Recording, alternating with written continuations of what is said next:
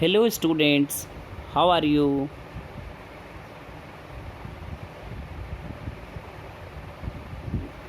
जैसा कि मैंने आप लोगों को बताया था लास्ट वीडियो में कि चैप्टर 6 में दो एक्सरसाइज है, 6.1 और 6.2। 6.1 में चक्रवृद्धि ब्याज है जो लास्ट वीडियो में आप लोगों को समझाए थे। 6.2 में एक्सरसाइज 6.2 का नाम है समरूप वृद्धि या समरूप ह्रास। समरूप या समदर भी कह सकते हैं, समदर वृद्धि या समदर ह्रास। ये चैप्टर मैं आप लोगों को आज समझाने जा रहा हूँ। इस चैप्टर में, ये चैप्टर बहुत अधिक आसान है। इस चैप्टर में कुल 15 सवाल हैं। ये सारे सवाल सिमिलर हैं, एक जैसा है। ऐसा साल भर में नेक्स्ट किसी भी चैप्टर में इस तरह नहीं होगा कि सभी सवाल एक ही तरीके से बने। इकलौता ये एक चैप्टर है 6.2 जिसके सभी सवाल एक ही तरीके से बनेगा। तो एक दो सवाल हम बताएंगे और बाकी सब अपने आप लोग समझा देने के बाद खुद कर पाइएगा। तो सवाल खुद से करने के लिए आप लोग ये चैप्टर समझना पड़ेगा ठीक से।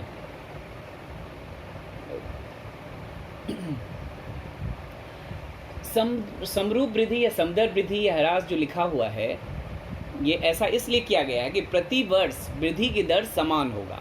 पहले वर्ष, द्वितीय वर्ष, तृतीय वर्ष, चतुर्थ वर्ष ये चेंज नहीं होगा, प्रति वर्ष बराबर होगा। यानी कोई भी चीज़, मान लीजिए आपके स्कूल में स्टूडेंटों की संख्या प्रति वर्ष 10% की दर से बढ़ रहा है, तो ये जो प्रति वर्ष समान दर से बढ़ रहा है, इसीलिए समरूप वृद्धि हो रहा है यहाँ। समरूप माने समान रूप से, और समरूप ह्रास हो तो कोई चीज़ अगर कमी हो तो समरूप ह्रास होगा। तो चलिए इस चैप्टर को समझने के लिए, इस चैप्टर में चूँकि ये चक्रवृद्धि ब्याज वाले ही चैप्टर में आया है, लेकिन इस चैप्टर में ब्याज से कोई मतलब नहीं है। न ही यहाँ मिश्रधन है, न ही मूलधन है, न ही ब्याज दर है, कुछ नहीं है। ये बिल्कुल सेपरेट चैप्टर है। यहाँ पर इस चैप्टर में दो फॉर्मूले हैं, एक है समदर वृद्धि के लिए और एक है समदर ह्रास के लिए, कमी के लिए। तो बारी बारी इस दोनों फॉर्मूला लिखते हैं और समझने की कोशिश करते हैं। चलिए, समदर वृद्धि के लिए फॉर्मूला होगा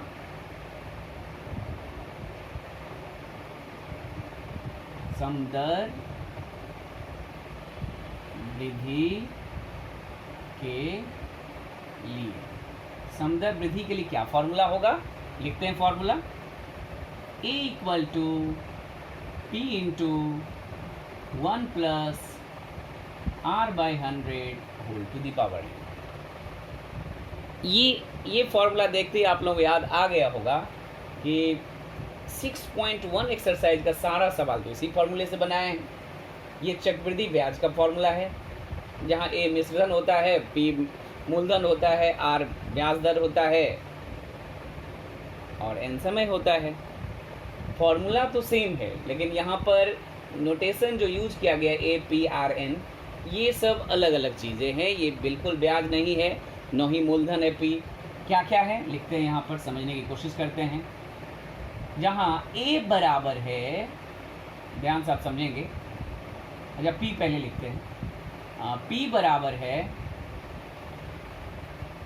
पहले के समय का डेटा।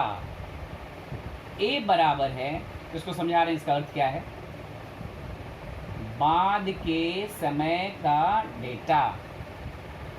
और R बराबर है वृद्धि की दर, वृद्धि की दर। और N बराबर, यही एक दोनों में सिमिलैरिटी है 6.1 और 6.2 में, N दोनों में समय है वर्ष में।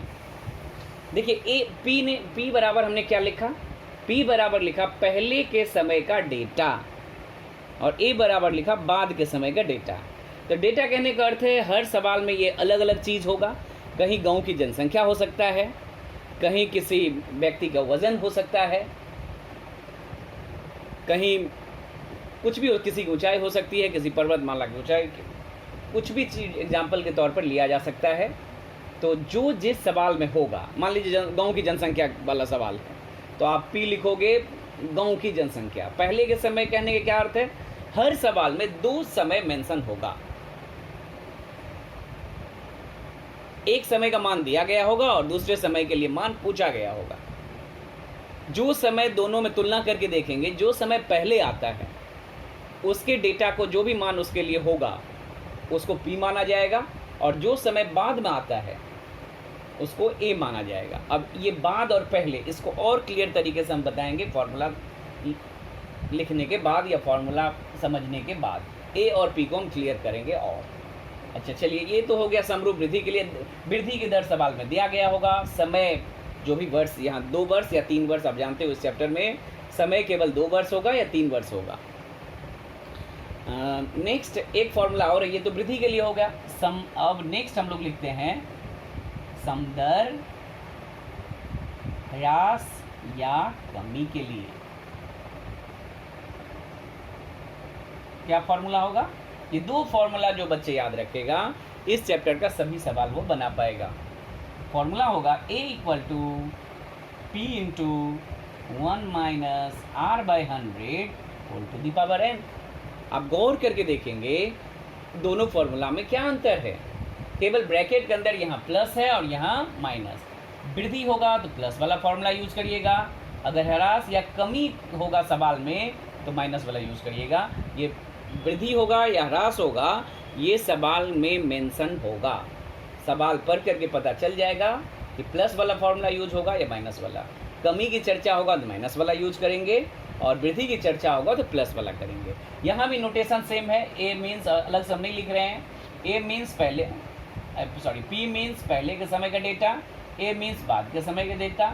आर केवल चेंज होगा, वृद्धि की दर न होकर ह्रास या कमी की दर हो जाएगा, और एन जैसा समय है वैसा ही रहेगा।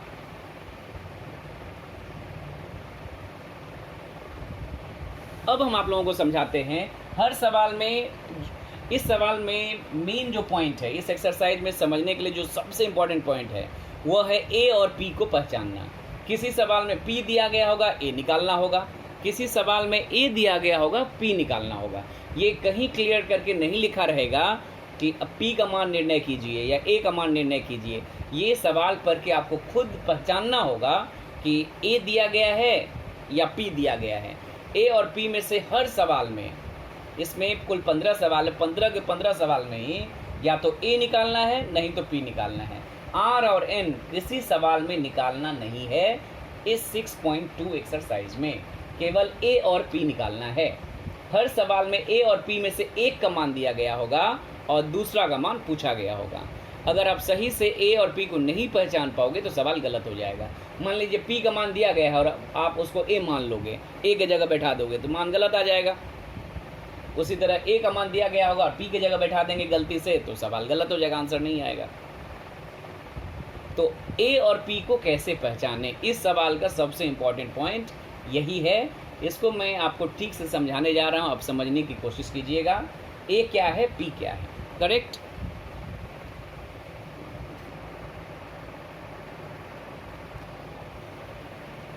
चलिए हम लोग समय ए और पी को समझने की कोशिश करते हैं।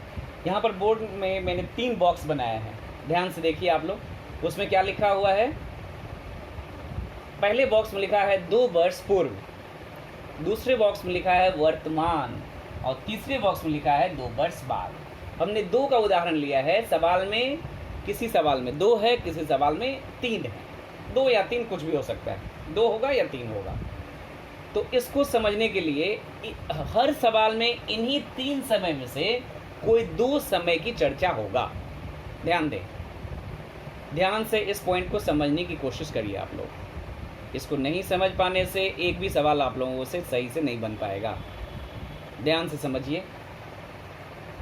3 बॉक्स में क्या क्या लिखे हैं, 2 वर्ष पूर्व, वर्तमान और 2 वर्ष बाद। अब इससे पहले हम लोग जब फॉर्मूला आपको जब आप लोगों को फॉर्मूला समझा रहे थे उस समय क्या बताए थे, पी क्या था, ए क्या था। पहले के समय का डेटा को पी कहते हैं और बाद के समय को डेटा को ए कहते हैं। ये मंत्र याद रखिएगा। जो भी पहले का समय होगा सवाल में ओपी होगा, और बाद के समय का जो भी डेटा कहने का अर्थ है गाँव की जनसंख्या होगा, जो भी चीज़ होगा, पहले का बारे में बताया है या बाद के बारे में, ये पहले बाद के लिए ये चार्ट हमने बनाया है यहाँ पर एक। तो आप लोग ये तीन समय दर्शाए हैं, 2 वर्ष पूर्व, वर्तमान और 2 वर्ष बाद। मान लीजिए वर्तमान है 2020, 2 वर्ष पूर्व क्या होगा 2018, और 2 वर्ष बाद कितना होगा 2022। तो इन तीनों इस हर सवाल में इन 3 समय में से कोई 2 समय एक सवाल में होगा, मेंशन होगा।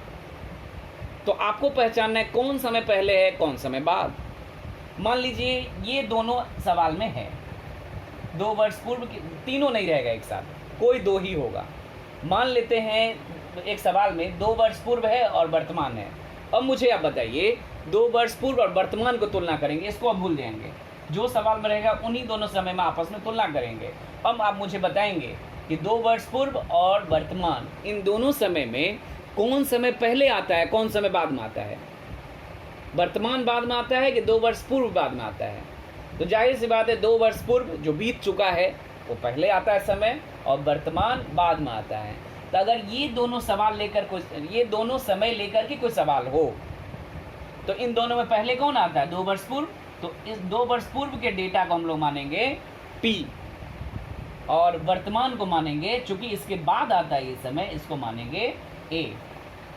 करेक्ट। फिर एक बार बता रहे हैं, अगर ये 2 समय सवाल, हर सवाल में केवल 2 ही प्रकार के समय की चर्चा होगा, या तो ये दोनों हो सकता है, या ये दोनों हो सकता है, या फिर ये दोनों भी हो सकता है, जो कि ऐसा किसी सवाल में है नहीं। वर्तमान जरूर है, वर्तमान के साथ पूर्व है या बाद वाला है। तो ये दोनों समय अगर रहे 2 वर्ष पूर्व और वर्तमान, तो जो पहले का समय है 2 वर्ष पूर्व पहले आता है, वर्तमान बाद में आता है। तो 2 वर्ष पूर्व वाले जो डेटा रहेगा उसको P मानेंगे, क्योंकि पहले के समय को P माना जाता है, और वर्तमान चूंकि बाद में आता है इन दोनों की तुलना में, तो वर्तमान के डेटा को A मानेंगे। अब किसी सवाल में हो सकता है 2 वर्ष पूर्व के डेटा दिया रहे और वर्तमान का पूछे, हो सकता है वर्तमान दिया रहे 2 वर्ष पूर्व पूछे। अगर ये 2 वर्ष पूर्व दिया है यानी P दिया है, आपको A निकालना है, और हो सकता है वर्तमान का मान दिया गया हो यानी A दिया है, आपको P निकालना है। यही समझने की ज़रूरत है। मान लेते हैं अगर ये 2 समय दे दिया है सवाल में, वर्तमान दिया गया है 2 वर्ष बाद, कोई 2 ही समय होगा, तीनों समय एक साथ नहीं होगा। तो इन दोनों समय में कौन समय पहले आता है कौन बाद में आता है। जाहिर सी बात है वर्तमान अभी है और 2 वर्ष बाद में आएगा, तो ये बाद का समय है और ये पहले का समय है। तो अब इन दोनों में जब तुलना करेंगे तो चूंकि वर्तमान 2 वर्ष बाद से पहले आता है, तो चूंकि पहले आता है तो उस समय वर्तमान P हो जाएगा। दोनों समय में तुलना करेंगे इसमें, तो वर्तमान पहले आता है, पहले के डेटा को P मानते हैं, और बाद 2 वर्ष बाद या 3 वर्ष बाद जो भी रहेगा, चूंकि ये बाद में आता है तो इसके डेटा को A मानते हैं। अब सवाल के अनुसार होगा कि वर्तमान दिया रहे तो 2 वर्ष बाद निकालने के लिए कहे तो P दिया है, A निकालना है। हो सकता है 2 वर्ष बाद का मान दिया गया है, वर्तमान पूछा जाए तो उस समय P निकालना है। तो वर्तमान की स्थिति देख रहे हैं, जब इसको 2 वर्ष पूर्व के साथ तुलना कर रहे हैं तो इसको A माना जाएगा, क्योंकि ये इसके 2 वर्ष पूर्व के बाद आता है वर्तमान। लेकिन वर्तमान के साथ जब 2 वर्ष बाद की तुलना करते हैं तो 2 वर्ष बाद से पहले वर्तमान आता है, तो पहले आने के कारण उस समय वर्तमान को P मानेंगे। 2 वर्ष बाद के साथ वर्तमान आएगा तो वर्तमान P हो जाएगा और 2 वर्ष बाद A होगा। और वर्तमान को जब 2 वर्ष पूर्व के साथ तुलना करेंगे तो वर्तमान 2 वर्ष पूर्व के बाद आता है, तो बाद आने के कारण वर्तमान हो जाएगा A और 2 वर्ष पूर्व हो जाएगा P। एक दोनों में से किसी एक के समय को आप पहचान लोगे, A है या P, तो दूसरा ऑटोमेटिक दूसरा हो जाएगा। कहने का अर्थ है एक अगर A है तो दूसरा P है, एक अगर P है तो दूसरा A है, 2 ही तो है। दोनों में से एक का मान हर सवाल में दिया गया होगा, दूसरा आपको निकालना होगा। ये आप समझे कि नहीं। यहाँ पर अगर नहीं समझ में आएगा तो जो बात हमने कहा है इतनी देर से A और P पहचानने को लेकर के, इसको आप बार बार सुनेंगे, समझ में आ जाएगा। A और P पहचानना इस चैप्टर में सीखना बहुत ही ज़रूरी है, वरना सारा सवाल गलत बन जाएगा। अगर A और P पहचानना आप सीख लिए हो, सभी सवाल आप खुद बना पाओगे। 1-2 सवाल हम कंप्लीट बना देंगे सिखाने के लिए, बाकी कोई भी सवाल हम ये नहीं बनाने जा रहे हैं। चूँकि 6.2 एक्सरसाइज में शॉर्ट क्वेश्चंस भी हैं, जो 6.1 चक्रवृद्धि ब्याज और समरूप वृद्धि, इन दोनों 6.2 इन दोनों पर आधारित कंबाइंड करके शॉर्ट क्वेश्चन दिया गया है, वह सॉल्व कर देंगे हम, और सवाल आप खुद बनाएंगे। ए और पी दोनों एक समय, दोनों दिया होने का अर्थ क्या है? दोनों में से किसी एक का मान दिया गया होगा, एक का मान पूछा गया होगा। हो सकता है 2 वर्ष पूर्व किसी गांव की जनसंख्या दे दिया है 5000 है, तो वर्तमान समय में उस गांव की जनसंख्या कितनी है, इस तरह पूछा जाएगा। तो ये नहीं पूछेगा कि ए और पी बताओ, आपको पहचान लेना होगा कि 2 वर्ष पूर्व और वर्तमान, ये 2 समय की चर्चा इस सवाल में है। तो 2 वर्ष पूर्व पहले आता है तो वह पी है, दिया गया है, और वर्तमान बाद में आता है जो ए है, निकालना है। ये जरूरी नहीं कि हर सवाल में ए ही निकालना है या पी ही निकालना है, ये तो इस पर निर्भर होगा कि किसका मान दिया है, किसका निकालना है। दोनों में से तुलना करने पर अगर पहले वाले समय का मान दिया है तो पी दिया है, अगर बाद वाले समय का मान दिया है तो ए दिया है। बाद को ए, पहले को पी। उन दोनों समय में तुलना करने पर बाद वाले समय वाले को ए मानेंगे, पहले वाले समय वाले को पी मानेंगे। अब सवाल में पढ़ करके देखेंगे, पहले वाला का मान दिया है समय का कि बाद वाले का दिया है? पहले का दिया है तो पी का दिया है, ए निकालना है। बाद वाले समय का मान दिया है तो ए का दिया है, पी निकालना है। तो हम ए और पी दोनों ही निकालना एक्सरसाइज में सिखाएंगे। आशा करते हैं ए और पी को पहचानना आप लोग सीख गए होंगे। समय को देख करके ए और बी को पहचाना जाता है। पूर्व वाला हमेशा, एक शॉर्ट ट्रिक भी बता दे रहे हैं, पूर्व वाला हमेशा पी होता है। पूर्व वाला कोई भी समय होगा, किसी के साथ भी आ जाए, वो हमेशा क्या होगा? पी होगा, ये चेंज नहीं होगा। और बाद वाला समय 2 वर्ष बाद, 3 वर्ष बाद, ये हमेशा ए होता है। केवल प्रॉब्लम पहचानने को लेकर किसको होगा आपको? पूर्व वाला हमेशा पी होगा, ये ए कभी नहीं हो सकता। और बाद वाला समय 2 वर्ष बाद, 3 वर्ष, ये हमेशा ए होगा, ये पी कभी नहीं हो सकता। प्रॉब्लम कहाँ आ जाती है? वर्तमान को लेकर के, ये कभी पी बन जाता है, कभी ए बन जाता है। जब बाद वाले वर्ष के साथ होता है तो वर्तमान पी बन जाता है, जब पूर्व वाले समय के साथ वर्तमान होता है तो वर्तमान ए बन जाता है। तो वीडियो को बार बार यहाँ पर इस पॉइंट को चलाइएगा आप लोग समझने के लिए। ए और पी मान लेते हैं कि आप लोग समझ गए होंगे पहचानना। तब एक्सरसाइज की ओर जाते हैं, और कुछ नहीं है इसमें समझाने के लिए, इस एक्सरसाइज में और कुछ नहीं बचा है। सवाल बनाने की कोशिश करते हैं। सवाल बिल्कुल बनेगा चक्रवृद्धि ब्याज की तरह।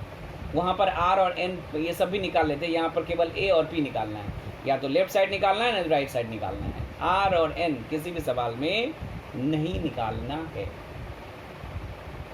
चलिए एक्सरसाइज 6.2 पेज नंबर 117, आप लोग भी बुक सवाल समझने के लिए बुक निकाल करके रखिए अपने पास, क्योंकि सवाल हम नहीं लिखेंगे, सवाल बुक से पढ़ेंगे और उसको बोर्ड पर समझाने की कोशिश करते हैं।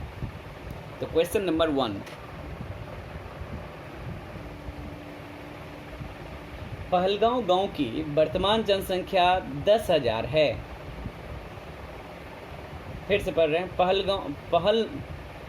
पहलमपुर ग्राम की वर्तमान जनसंख्या 10,000 है। यदि उस ग्राम की प्रतिवर्ष जनसंख्या वृद्धि पर नहीं होगा बल्कि दर होगा, जनसंख्या वृद्धि दर 3% हो तो 2 वर्ष बाद उस ग्राम की जनसंख्या कितनी हो जाएगी? अब गौर करके आप सबसे पहले जो देखेंगे, देखिए हमने फॉर्मूला लिख करके रखा है, क्योंकि दोनों ही फॉर्मूला यही है, केवल बीच में आपको पहचानना है प्लस होगा या माइनस। तो यहाँ पर सबसे पहले आप सवाल को पढ़िएगा तो वृद्धि या कमी लिखा हुआ नजर आ रहा है। जनसंख्या वृद्धि दर, वृद्धि लिखा होने के कारण आपको बीच में कौन सा फॉर्मूला यूज कर, प्लस या माइनस?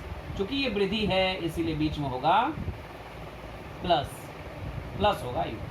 और यहाँ पर आर बराबर लिख देंगे वृद्धि की दर, करेक्ट, जो कितना है 3% है। अब सबसे इंपॉर्टेंट यहाँ पर जो है वो है समय को देखना। कौन कौन तीनों जो हमने बॉक्स में लिखा था समय, उन तीनों में से कौन 2 चीज़ दिया गया है? एक है पहलमपुर ग्राम की वर्तमान जनसंख्या, वर्तमान समय दिया गया है, और दूसरा देखिएगा एक जब मान दे दिया है, दूसरा पूछा गया होगा, लास्ट लाइन में होगा 2 वर्ष बाद उस गांव की जनसंख्या, 2 वर्ष बाद दिया है। वर्तमान दिया है, 2 वर्ष बाद दिया है। 2 वर्ष बाद दिया है तो 2 होगा, 2 वर्ष पूर्व देगा तो भी 2 ही होगा। 3 वर्ष की चर्चा होगा तो समय 3 होगा। 2 वर्ष की चर्चा होगा चाहे पूर्व हो या बाद हो तो उस समय 2 ही लिया जाएगा। अब देखिए, अब आप समझने की कोशिश करें। ए क्या है, पी क्या है। दो समय है, वर्तमान है और 2 वर्ष बाद है। कौन दिया है, कौन निकालना, ये बाद की बात है। आपको पहचानना होगा वर्तमान ए है कि 2 वर्ष बाद। अब मुझे बताइए आप, वर्तमान और 2 वर्ष बाद वाले समय में कौन समय पहले आता है? जाहिर सी बात है 2 वर्ष बाद से पहले वर्तमान आता है। तो चूंकि वर्तमान पहले आता है तो वो है पी। वर्तमान वाला जो डेटा है, जानकारी है, वो पी है। और 2 वर्ष बाद चूंकि बाद में आता है तो 2 वर्ष बाद ए है। तो क्या लिखेंगे इसको? हमने वो वहाँ पर फॉर्मूला लिखते समय डेटा क्यों लिखा था, वो सवाल वाइज चेंज होगा। क्या लिखेंगे यहाँ पर? पी को वर्तमान गांव की वर्तमान जनसंख्या, या वर्तमान समय में गांव की जनसंख्या जो दिया गया वो भी लिखते हुए चले जाते हैं। कितना है? 10,000 है। और ए मीन्स क्या होगा? गांव की जनसंख्या। कब का? 2 वर्ष बाद। 2 वर्ष बाद गांव की जनसंख्या, गांव की जनसंख्या, ये आपको निकालना है। गौर करके आप देखोगे, एक मान दिया होगा, दूसरा निकालना होगा ऑटोमेटिक। तो वर्तमान दिया गया है, 2 वर्ष बाद का जनसंख्या आपको निकालना है, ए का मान निकालना है। चलिए फॉर्मूला हम पुट करते हैं। सारे डेटा सभी हम लोगों के पास है। आर और एन हमेशा दिया गया होगा हर सवाल में। ए और पी को पहचानना। अगर कोई बच्चा यहाँ गलत पहचान ले, इसको अगर ए ले ले और इसको पी मान लेता, 2 वर्ष बाद को पी मान लेता और वर्तमान को ए मान लेता, तो यहाँ सवाल गलत हो जाएगा बनाना। तो ये पहचानना सही सटीक बहुत अधिक ज़रूरी है ए और पी को। डेटा जो लिखे थे उसका अर्थ जो भी जानकारी होगा उसके बारे में, यहाँ जनसंख्या के बारे में है। अगले सवाल में कुछ अलग चीज़ है। तो यहाँ पर चूंकि ए भी ही निकालना है तो ए को लेफ्ट साइड में छोड़ देते हैं, राइट साइड में सभी का मान बैठाते हैं। पी का मान कितना लिखे हैं, दिया गया है 10,000। अच्छा, 1 + r, बिल्कुल ब्याज की तरह बना रहे हैं जैसे बनाए थे। 6.1 3/100 होल स्क्वायर 10,000 इंटू भी दे सकते हो। ये लॉसा लीजिएगा आप, आ जाएगा 103/100 होल स्क्वायर। होल स्क्वायर होने से क्या बोले थे चक्रवृद्धि ब्याज में, इसको 2 बार लिखने के लिए, तो 2 बार लिखते हैं। और कैलकुलेशन आप लोग खुद करिएगा। 2 0 2 0 4 0 से कट गया। 103 × 103, ये जो भी आएगा वही आंसर होगा। जो भी होगा आप लिख दोगे लास्ट में। इसलिए 2 वर्ष बाद, क्वेश्चन के लास्ट लाइन में लिखा दिखेगा 2 वर्ष बाद गांव की जनसंख्या बराबर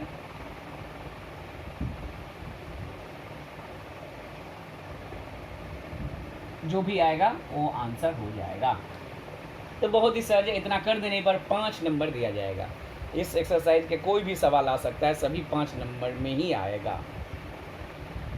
तो ये समझिए थोड़ा, सबसे इम्पोर्टेंट, बहुत ही ईजी लग रहा है, लेकिन आर और ए और पी को अगर सही से नहीं पहचान पाइएगा तो बहुत अधिक दिक्कत होने वाला है। ए और पी को सही से पहचाने, समय को देख करके ए पी को पहचाना जाएगा। वर्तमान समय है और 2 वर्ष बाद है। वर्तमान दिया गया है, 2 वर्ष बाद पूछा गया है, तो वर्तमान पहले आता है तो पी है, उसका डेटा दिया गया है पी, और 2 वर्ष बाद का डेटा पूछा गया है, 2 वर्ष बाद में आता है तो ए है। अब अगले सवाल में देखते हैं आप पहचान पाते हो कि नहीं। हम सब सवाल नहीं बता रहे हैं, जिस सवाल में थोड़ा सा अलग कुछ बात है वही सवाल बता रहे हैं, बाकी सब सेम है, घर में बनाइएगा। क्वेश्चन 3 पढ़ते हैं हम। अपने मोहल्ले के एक लेद कारखाने की मशीन का मूल्य प्रति वर्ष 10% घटे तो यदि उस मशीन का वर्तमान मूल्य 1 लाख रुपया हो तो 3 वर्ष बाद उस मशीन का मूल्य कितना हो जाएगा। तो इसमें घटे यानी फॉर्मूला कौन सा यूज करना है? फॉर्मूला यूज करना है A = P × 1 - r/100 whole to the power. ऐसे आपको कंप्लीट लिखना है। तो चूंकि ये घटने की चर्चा है इसीलिए माइनस वाला फॉर्मूला यूज होगा। यहाँ पर ए और पी को पहचाने आप। ए क्या है, सब पहले पी लिख देते फिर ए लिखते। चलिए यहाँ पर पी क्या है, 2 समय की चर्चा यहाँ पर है, वर्तमान और 3 वर्ष बाद। तो वर्तमान पहले आता है तो वह हो जाएगा ए। भाषा क्या लिखिएगा, मशीन का वर्तमान मूल्य। क्या लिखिएगा, मशीन का वर्तमान मूल्य लिख लीजिएगा, जो भी दिया गया है 1 लाख। ठीक, अब इसको क्या लिखिएगा, 3 वर्ष बाद, सेम भाषा, मशीन का मूल्य। ये आपको निकालना है। भाषा लिखिएगा। आर क्या है? कमी की दर। कमी की दर जो कितना परसेंट दिया गया है? 10%। और एन क्या है? समय, जो 3 दिया गया यहाँ पर, 3 वर्ष। अब सिंपल, यानी यहाँ पर इस सवाल में भी ए निकालना है, पी दिया गया है, तो बस पुट करते हैं। 1,00,000 1 माइनस 10/100 होल क्यूब, सॉरी 1 0 से कटेगा, 10 नीचे रहेगा, क्या बचा? 1,00,000 1 माइनस 1/10 होल क्यूब। इसको घटाएंगे, ब्रैकेट को घटाएंगे तो आएगा 9/10 होल क्यूब। 1 0 0 0 0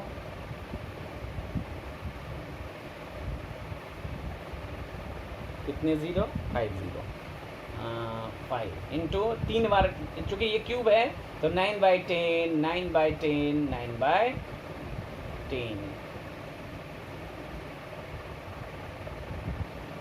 इसको करिएगा, 3 0 से कट गया, जो बचेगा 9 9 9 गुना करिएगा, जो होगा वही मशीन का 3 वर्ष का मूल्य हो जाएगा। बहुत ही सहज है, एक ही तरह के सवाल को हम बार बार नहीं बताएंगे। 4 नंबर थोड़ा लंबा चौड़ा लग रहा है, उसको पढ़ने की कोशिश करते हैं। क्वेश्चन नंबर 4, सर्व शिक्षा अभियान के फलस्वरूप विद्यालय छोड़कर चले जाने वाले छात्रों की पुनः विद्यालय में भर्ती करने की व्यवस्था की गई है। इस लैंग्वेज से कोई मतलब नहीं है सवाल का। नेक्स्ट, इस प्रकार प्रति वर्ष पूर्व वर्ष की अपेक्षा प्रवेश दर में 5% वृद्धि हुई है। किसी जिले में वर्तमान वर्ष में यदि 3,528 छात्र नए प्रवेश लिए तो 2 वर्ष पूर्व उस प्रकार कितने छात्र प्रवेश लिए थे, इसको ज्ञात करना है हम लोगों को। सबसे पहले तो यहाँ वृद्धि नज़र आ रहा है, तो फॉर्मूला कौन सा होगा? A = P × 1 + R/100 whole to the power n। अब यहाँ हम लोगों को क्या लिखना है? P क्या है, A क्या है? क्योंकि यहाँ पर 2 समय हम लोग खोजेंगे, क्या क्या दिया गया है क्वेश्चन नंबर 4 में। एक समय है वर्तमान समय में और 2 वर्ष पूर्व। वर्तमान और 2 वर्ष पूर्व विद्यार्थी की संख्या दिया गया है, नए प्रवेश लिए छात्र की संख्या दिया गया है। तो मुझे ये बताइए, वर्तमान समय और 2 वर्ष पूर्व में कौन समय पहले आता है? वो पी होगा। वर्तमान और 2 वर्ष पूर्व में 2 वर्ष पूर्व पहले आता है और वर्तमान बाद में आता है, तो 2 वर्ष पूर्व पी हो गया। तो लिखेंगे 2 वर्ष पूर्व छात्रों की संख्या, विद्यालय में छात्रों की संख्या, नए प्रवेश लिए छात्रों की संख्या इनफैक्ट। और ये क्या हो जाएगा? ए क्या हो जाएगा? ए होगा वर्तमान छात्रों की वर्तमान संख्या, छात्रों की वर्तमान संख्या। अब इन दोनों में कौन दिया है कौन नहीं, हम देखते हैं कौन सा दिया गया है। वर्तमान समय में छात्र की संख्या दिया है 3528। आपको पूछा गया है कि 2 वर्ष पूर्व छात्रों की संख्या कितनी थी? छात्रों की संख्या यहाँ लिखना होगा, संख्या। ये निकालना है। आर क्या है? आर क्या है? वृद्धि की दर। ये बार बार लिखिएगा, वृद्धि दर भी लिख सकते हैं। तो कितना प्रतिशत है? 5%। और एन क्या है? समय। कितना दिया गया है? 2 वर्ष। 2 वर्ष पूर्व है तो वही पता चल रहा है कि समय 2 वर्ष। अब यहाँ पर गौर करके आप देखिए, पी निकालना है, ए दिया गया है, पी निकालना है, ए दिया गया है। यहाँ पर ए की जगह दिया गया कितना? 3528। और पी निकालना है, पी को छोड़ देंगे। 1 + R मीन्स कितना? 5/100 होल स्क्वायर। और 3528 3528 = P × 5 का आप काट सकते हो चाहो तो, 1 + 1/20 होल स्क्वायर। और 3528 = P × इसको लॉसर लेंगे तो आएगा 21/20 होल स्क्वायर। और 3528 = P × 21/20 21/20, क्योंकि होल स्क्वायर था, 2 बार लिखना है।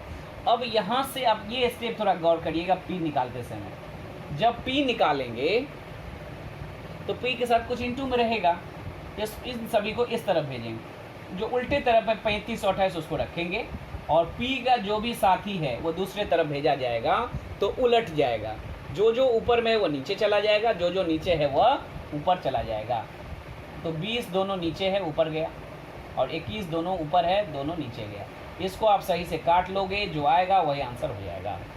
इसको आप सही से 21 से देखिएगा, ये 35 और 28 कटेगा, काट करके छोटा करिए, गुना करिए, जो होगा वही 2 वर्ष पूर्व छात्रों की संख्या था।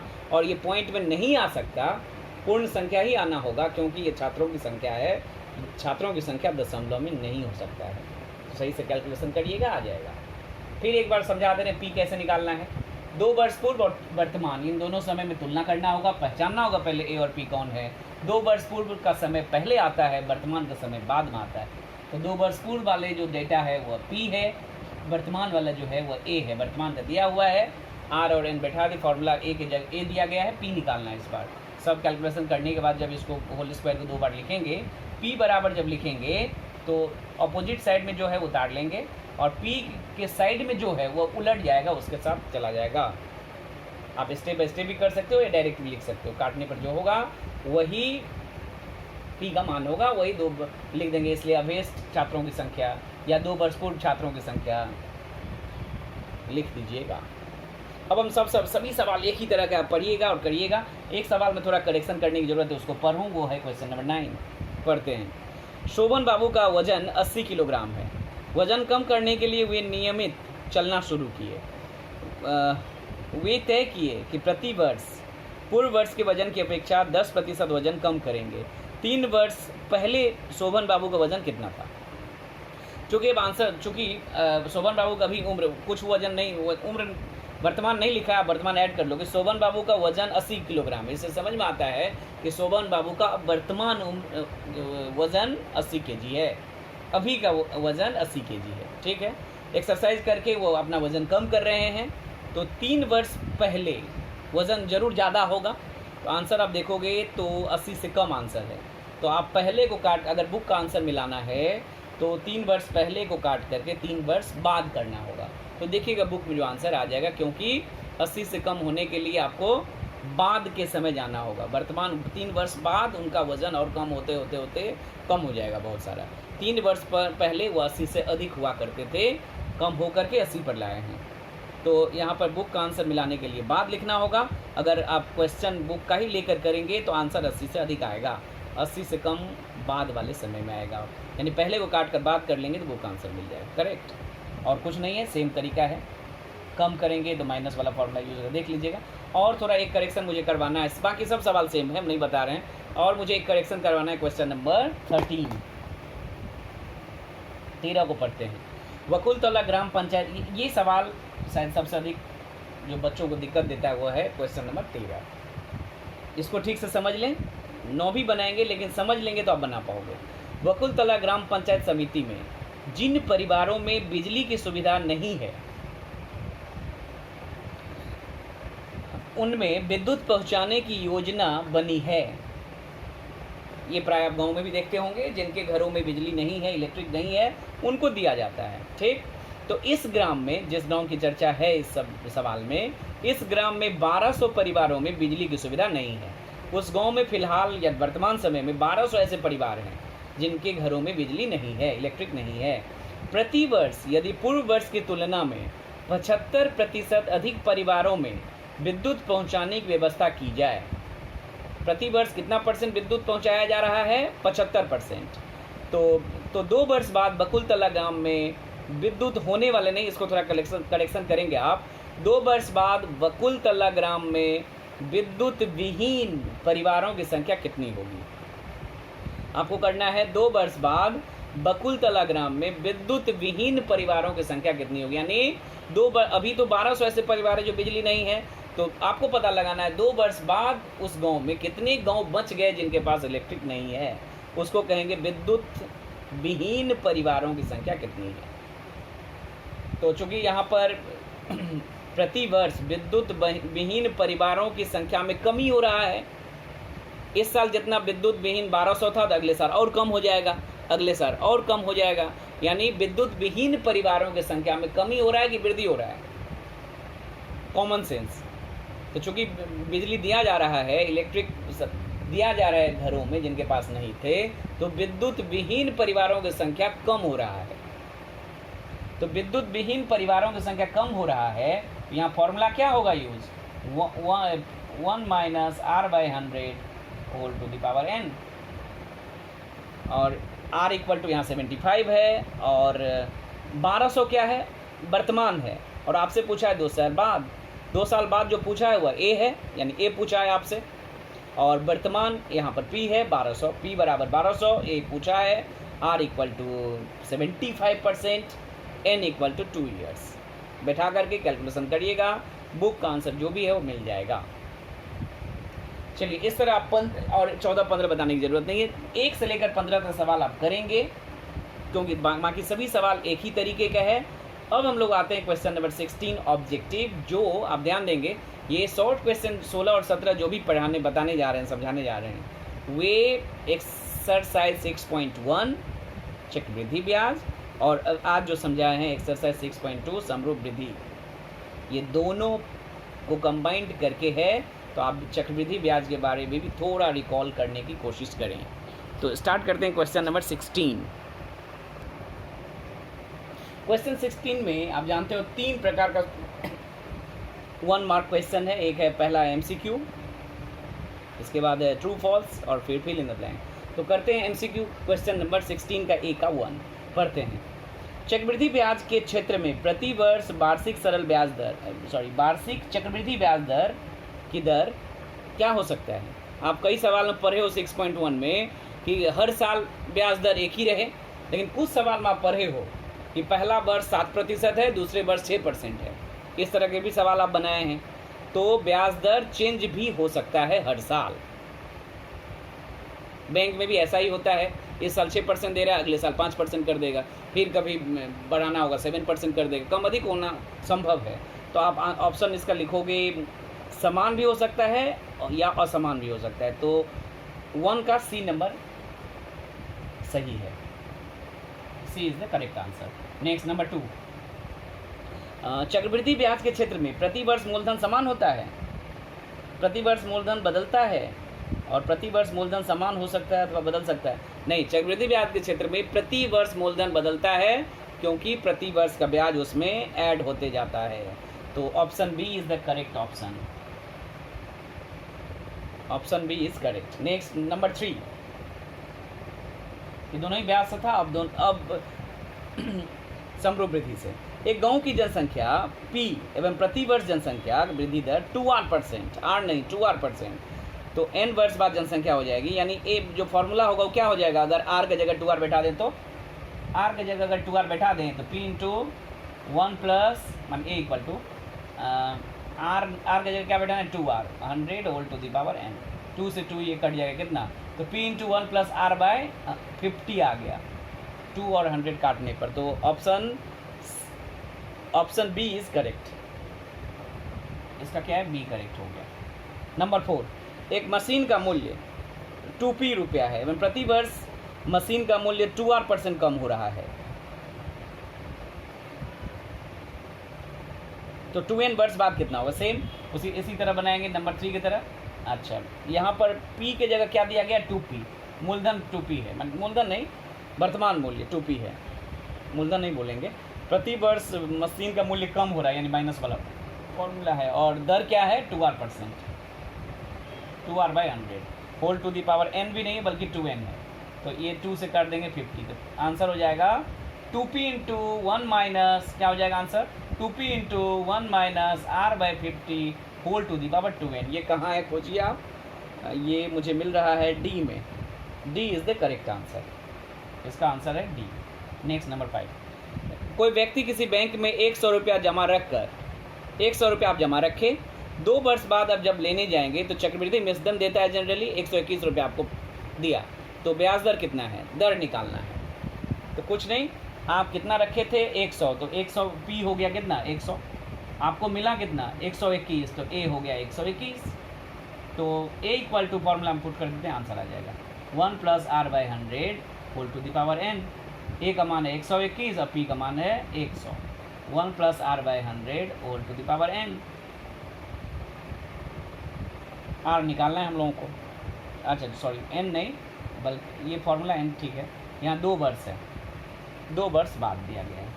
100 को इधर लाते हैं, 121/100। आप ये वही बना रहे हैं, आप लोगों को बताए थे दर कैसे निकालते हैं, बिल्कुल वही बन रहा है। ये चूँकि स्क्वायर है तो ये भी किसी का स्क्वायर होगा, 11/10 का स्क्वायर है। और पावर इक्वल है तो बेस इक्वल हो जाएगा। दोनों का 2 पावर है तो बेस इक्वल मीन्स 10 बराबर 1 + r/100। 1 को इधर लाते हैं तो 11/10 - 1 इक्वल टू r/100। इसको लॉसर लेंगे तो कितना आएगा, 11 - 1 यानी सॉरी 1/10 आ जाएगा। आप गौर करोगे 11 - 10 आएगा r/100। यहाँ देखते हैं यहाँ क्या आ रहा है, 1/10 इक्वल टू r/100। 0 से 0 काट दें, cross multiply, r equal to 10 यानी कितना आ गया, दर कितना आ गया 10%। A is the correct answer. ये कहाँ है, ए में। चलिए नेक्स्ट, अब ट्रू फॉल्स में आते हैं, बी। किसी निर्दिष्ट, बस पढ़ देंगे आप समझ लोगे, बनाने की ज़रूरत नहीं है। किसी निर्दिष्ट रुपये की निर्दिष्ट ब्याज दर से निर्दिष्ट समय की चक्रवृद्धि ब्याज दर सरल ब्याज से कम आएगा, नहीं। चक्रवृद्धि ब्याज दर कभी भी सरल ब्याज दर से कम नहीं होगा, बल्कि 1 साल के लिए निकाला जाए तो दोनों बराबर हो भी सकता है, लेकिन चक्रवृद्धि ब्याज कभी भी कम नहीं हो सकता सरल ब्याज से। तो फॉल्स है ये, बी का 1 फॉल्स। बी का 2, चक्रवृद्धि ब्याज के क्षेत्र में 1 इज़ फॉल्स। नंबर 2, चक्रवृद्धि ब्याज के क्षेत्र में निर्दिष्ट समय के अंतर पर ब्याज मूलधन के साथ योग किया जाता है, इसी कारण मूलधन का परिमाण क्रमशः बढ़ता जाता है। बिल्कुल सही। आप हर वर्ष, जनरली वर्ष ही कहते हैं, हर वर्ष मूलधन के साथ ब्याज को जोड़ते जाते हो, इसीलिए मूलधन बढ़ता जाता है। ये बिल्कुल सही बात है। अब आते हैं हम लोग फिल इन द ब्लैंक सी। निर्दिष्ट रुपये के वार्षिक प्रतिशत ब्याज दर पर 1 वर्ष का चक्रवृद्धि ब्याज का मान सरल ब्याज से क्या होगा। अभी हमने शुरू में भी बताए थे, अभी भी बता रहे हैं कि 1 वर्ष का चक्रवृद्धि ब्याज और सरल ब्याज हमेशा समान होता है। 1 वर्ष से जैसे आगे बढ़ेंगे चक्रवृद्धि ब्याज का मान अधिक होता जाएगा। तो 1 वर्ष के लिए पूछा गया है तो लिखेंगे समान होता है। नंबर 2, तो क्या लिख देंगे आंसर, समान। नंबर 2 में क्या है क्वेश्चन, समय के साथ किसी निर्दिष्ट वस्तु का निर्दिष्ट ब्याज में वृद्धि होने से उसको क्या कहेंगे, समरूप वृद्धि या समदर वृद्धि, जो चैप्टर का नाम है। और सेम चीज़ है नंबर 3 में, समय के साथ किसी वस्तु का दर में कमी होने से क्या कहेंगे, समदर कमी या समदर ह्रास। बढ़ेगा तो समरूप वृद्धि या समदर वृद्धि, और घटेगा तो समदर ह्रास या कमी। तो परिभाषा पूछा है, जो चैप्टर 6.2 है उसी के बारे में पूछा गया, बता दीजिएगा। अब आ रहे हैं हम लोग क्वेश्चन नंबर 17, जो 2 मार्क्स क्वेश्चंस हैं। क्वेश्चन नंबर 17 का 1, 400 रुपये का 2 वर्ष में चक्रवृद्धि मिश्र धन 441 रुपये होने से प्रतिशत वार्षिक ब्याज दर कितनी होगी। एग्जैक्ट क्वेश्चन नंबर 16 का ए का जो 5 नंबर हमने बताया है, जहां मूलधन 100 रुपया था और मिश्रधन 121 था और समय 2 वर्ष था, बिल्कुल यहाँ पर 100 की जगह 400 और 121 की जगह 441। बिल्कुल 17 का 1 16 के ए का 5 की तरह होगा, आप बना लेंगे। ये किसकी तरह होगा, 16 ए का 5, जो अभी पूरा बना दिया गया था, और आपको ये बनाकर भी भेजेंगे, ये आप वहाँ से देख लेंगे, सेम है। क्वेश्चन 2, वार्षिक निर्दिष्ट प्रतिशत चक्रवृद्धि ब्याज दर पर कुछ रुपया n वर्ष में 2 गुना हो जाता है, तो कितने वर्ष में वो 4 गुना हो जाएगा। इस तरह का सवाल माध्यमिक में आने लगे। इतने साल में 2 गुना होगा तो कितने साल में 4 गुना होगा, इतने साल में 2 गुना तो कितने साल में 8 गुना, इस तरह के सवाल आ सकते हैं। ये 4 गुना हो जाएगा, ये भी बता सकते हो आप, 3 गुना, 8 गुना, 10 गुना, कुछ भी गुना होगा तो आप इस तरह बना सकते हैं। देखें तो n वर्ष में 2 गुना हो जाता है। फॉर्मूला क्या, 2 गुना होने का अर्थ क्या है बताइए। 2 गुना होने का पहले तो फॉर्मूला लिख देते हैं। अच्छा ये मुझे बताइए, n वर्ष में 2 गुना हो गया। 2 गुना जब होता है तो मिश्रधन जो होता है वो मूलधन का डबल होता है। मूलधन p है तो मिश्रधन हो जाएगा 2p। ये n वर्ष में 2 गुना हो गया, तो मिश्र धन कितना हो गया 2p।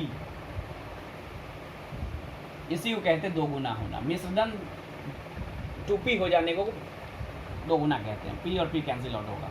2 equal to 1 plus r by 100 whole to the power n। ये रख दिए, स्टॉप, इसको 1 देकर रख। अब कितने वर्ष में बोल रहा है 4 गुना होगा, तो हम मान लेते हैं कोई समय 4 गुना होने का अर्थ है a के बराबर कितना लेना। अब आप ले लोगे a की जगह 2p की जगह 4p ले लोगे, 4 गुना हो गया। फॉर्मूला लिख रहे हैं p into 1 plus r by 100 कितने समय में, तो हम उसको कुछ मान लेते हैं, t मान लेते हैं टाइम को, या कैपिटल N भी मान सकते हैं, क्योंकि n यहाँ पर सवाल में n बोल दिया गया इसलिए n न लेकर दूसरे टाइम के लिए कुछ दूसरा सिंबल यूज कर रहे हैं। अच्छा, यहाँ पर बस p कट गया। अब t बराबर आपको निकालना है, और 4 को हम लिख सकते हैं 2 स्क्वायर, और 2 के स्थान पर भी ये ब्रैकेट बैठा रहे हैं। ये 2 जो है उसकी जगह बैठा रहे हैं 1 plus r by 100 whole to the power square. हमने क्या यूज़ किया है, हमने यहाँ पर एक ही यूज़ किया है, 1 को यूज़ किया गया। 4 को 2 स्क्वायर लिखे और 2 की जगह बैठा दिए 1 से 1 plus r by 100 whole to the power n, sorry n बैठाना होगा। 2 के जगह बैठाए हैं 1 plus r by 100 whole to the power n, और यहाँ चूंकि 2 के स्क्वायर था, इसलिए पूरे का क्या होगा स्क्वायर होगा, तो यहाँ पर हो जाएगा और 1 plus r by 100 whole to the power n, और 2 गुना हो जाएगा 2n, और 1 plus r by 100 whole to the power t। चूँकि दोनों का बेस इक्वल है तो पावर इक्वल होगा, n टू n बराबर t, यानी अब इस समय कितना निकला 2n वर्ष, 2n वर्ष। तो n वर्ष में 2 गुना, 2n वर्ष में 4 गुना। क्या किया हमने, 2 गुना बोला गया था तो a बराबर, ये मेन फार्मूला है, a की जगह 2p कर दिए क्योंकि 2 गुना होने में मिश्र धन 2 गुना हो जाता है। यहाँ से 2 का मान ये निकला। क्योंकि अब मिश्र धन बोल रहा है 4 गुना कर दीजिए, तो 4p ले लिए a की जगह पर, वही फार्मूला लिखे a इक्वल टू, इसी में 4p बैठा दिए हैं, और p कट गया। 4 को 2 स्क्वायर के रूप लिख दिया, और इस 2 का मान यहाँ से ले लिए, और ये पावर इंटू अगर 2n हो गया, बेस इक्वल है दोनों, तो पावर इक्वल हो गया। यानी t का मान हम लोगों को निकालना था नया सिंबल लेकर के, और t का मान निकला 2n वर्ष, तो आंसर हो गया 2n वर्ष। 17 वार्षिक 5% चक्रवृद्धि ब्याज दर पर कुछ रुपए का 2 वर्ष का चक्रवृद्धि ब्याज 615 रुपया हो तो मूलधन निर्णय कीजिए। तो इस तरह के सवाल हम एक्सरसाइज 6.1 में बनाए हैं, आप शॉर्ट में बना देते हैं। ब्याज दिया गया है, ब्याज कैसे होता है, मिश्र धन में से मूलधन को घटाते हैं तो आता है चक्रवृद्धि ब्याज, या इसको शॉर्ट में इंग्लिश में अगर लिखना होगा तो कंपाउंड इंटरेस्ट भी लिखते हैं, CI कंपाउंड इंटरेस्ट। तो ए का फॉर्मूला जो हम जानते हैं वो लिखते हैं p into 1 plus r by 100 whole to the power n minus p को छोड़ देते हैं। और CI का मान देखिएगा, आप सवाल में दिया गया कंपाउंड इंटरेस्ट चक्रवृद्धि ब्याज कितना 615 रुपया। आपको p का मान निकालना है, r और n दिया गया बुक में, बैठाते हैं। p इंटू 1 प्लस r का मान कितना दिया गया है 5%, 5/100 होल, समय कितना है, समय 2 वर्ष है, माइनस p इक्वल टू 615। यहाँ से p का मान कैसे निकालिएगा, इसको कैलकुलेशन कर लेते हैं, ये 20 हो गया, तो यहाँ पर आ गया 1 plus 1/20 whole square minus p equal to 615, और p इंटू ये आएगा 21/20 whole square minus p equal to 615, और 21 का स्क्वायर हम जानते हैं, आप ये भी कर सकते हो 21/20 गुना 21/20 जैसा सिखाए हैं। क्योंकि ये शॉर्ट क्वेश्चन है तो एक आध स्टेप आप जंप भी लगाएंगे तो कोई दिक्कत नहीं है, आप इसके बाद ये लिख सकते थे। इसको डायरेक्ट होल स्क्वायर करके ये भी लिखा जा सकता है, 441 होता है, 21 का स्क्वायर ये यहाँ से डायरेक्ट लिखा जा सकता है, 20 का स्क्वायर 400 होता है, माइनस p बाई 1, लॉसा ले रहे हैं, लॉसा 400 आएगा, आप दिखाई दे रहा है, 441 p minus 400 p equal to 615, और 41 p equal to 400 equal to 615, और क्रॉस मल्टीप्लाई और 41p इक्वल टू 400 गुना 615 और p equal to 400 into 615 by 41 से ये कटेगा कितने बार में, 15 बार में। अब 15 गुना करेंगे, ये आएगा 660 यानी 6000 इज़ द करेक्ट आंसर, यानी मूलधन आएगा 6000। क्या किए हैं, हम जानते हैं कि ब्याज, चक्रवृद्धि ब्याज क्या होता है, मिश्रधन माइनस मूलधन। मिश्रधन का फॉर्मूला पुट कर दिए, मूलधन को छोड़ दिए। किसी बच्चे को कहीं पर ये भी सिखाया गया होगा कि चक्रवृद्धि ब्याज का ये सूत्र होता है P into 1 plus R by 100 whole to the power n minus P. इसको और थोड़ा कॉम्प्लिकेटेड किया गया होगा और आपको याद करवाया गया होगा, हो सकता है P into 1 plus R whole to the power n minus 1। ये बोला गया होगा, ये I का फॉर्मूला है अलग से, बिल्कुल अलग से, कोई फॉर्मूला नहीं है। मिश्रधन माइनस मूलधन करने से बगैर याद रखे भी ये किया जा सकता है और हमने पूरा एक्सरसाइज ये फॉर्मूला बगैर याद रखे ही करवा दिया। कोई ज़रूरत नहीं इतना कॉम्प्लिकेटेड फॉर्मूला आपको याद रखने। तो मिश्रधन माइनस मूलधन तो आप जानते हो, मिश्रधन में से मूलधन घटाएंगे तो ब्याज आता है, सिंपल। इसके बाद कैलकुलेशन किया गया, देख लीजिएगा। Next question number 4। क्वेश्चन 4 और 5 ये दोनों समरूप वृद्धि चैप्टर का है 6.2 का। प्रतिवर्ष R नंबर 4, प्रतिवर्ष R% कमी होने से n वर्ष बाद किसी मशीन का मूल्य ₹20 हो तो n वर्ष पूर्व मशीन का मूल्य कितना होगा उसे ज्ञात करिए। यहाँ पर n वर्ष बाद और n वर्ष पूर्व, अगर इस अर्थ में, मुझे लग रहा है यहाँ पर इस अर्थ में लिया है n वर्ष बाद और उससे n वर्ष पहले, यानी वर्तमान समय, इस तरह लेने से ही सवाल होगा। अगर n वर्ष पूर्व n वर्ष बाद ले तो दोनों के समय में 2n वर्ष का गैप हो जाएगा, ऐसा नहीं करना है।